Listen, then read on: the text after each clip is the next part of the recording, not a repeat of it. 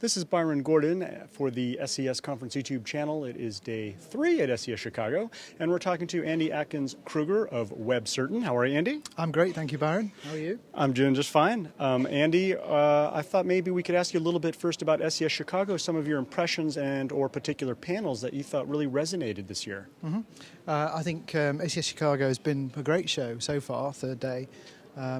So far, I have to say the keynote actually from Professor Lessig was the one that really struck me this time, because I'm quite interested in trademark and copyright issues. We're a bit more sensitive to those, I think, in some ways in Europe and privacy, for instance, than you are in the US, where I have a different attitude towards it. And I'm going to have to reformulate how I perceive copyright, I think, as a result of the things that he said. In Europe, apropos to copyright law, have there been cases at all similar to the United States where a company or a particular brand went after somebody who took without permission some of their material and mashed it up into something new, say in a digital medium, and got in trouble for it from a legal standpoint? I'm not a lawyer and I don't specifically follow those kind of cases really, but the one area that's definitely different is the way that the law treats keywords and using competitors' keywords. And Google changed its policy in the UK and Ireland to make it much more similar to the policy they have in the US. And that means that keywords for clients that on their own brand names have typically gone up by 70-80% in cost. So that's a significant shift. However, it's not changed so far in continental Europe over the other side of the channel, which is interesting really, because it looks like Google's view is that the law in the UK is more akin to that in the US than Europe, or perhaps they're just going to roll out in Europe anyway. So, but it's a distinct cultural difference between the Europeans and the US. So we have to see how that all works its way out. How that works out. Yeah. Let's jump to SES London. That's right around the corner, and speakers already have been, a bunch of speakers have been put up on the SES website, and panels are still being created. What do you think people can look forward to, search marketers can look forward to, if they're looking at, in these challenging economic times, still making it over the Atlantic? Yeah.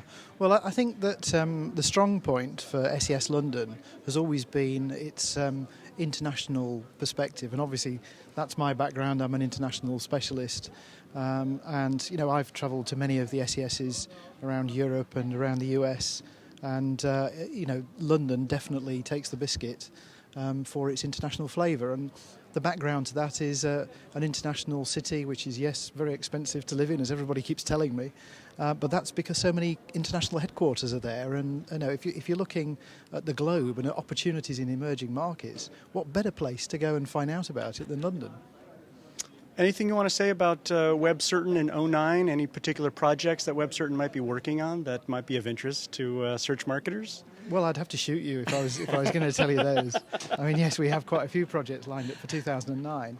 It's going to be an exciting year, despite the economic challenges. But we're finding that there's an awful lot of interest in opportunities to go and position your business in markets that, to some extent, are going to help secure the financial future of your operation.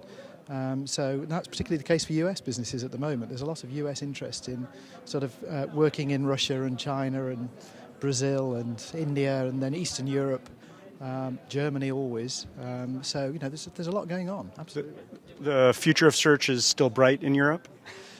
The future of search is bright in Europe, but it's Europe is many faceted, and the economy doesn't look quite the same in the east of Europe as it does in the west.